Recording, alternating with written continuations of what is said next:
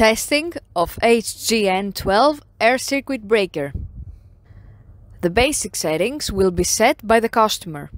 For testing, we add a 220 volt AC power supply.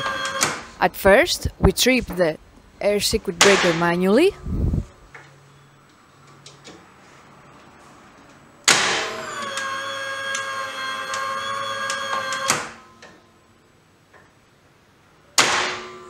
Then we trip the ACB with the help of the UVT.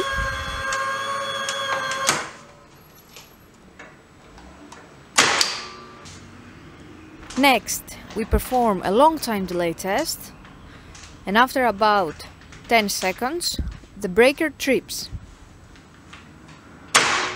Lastly, we perform a short time delay test, and the breaker trips almost instantly.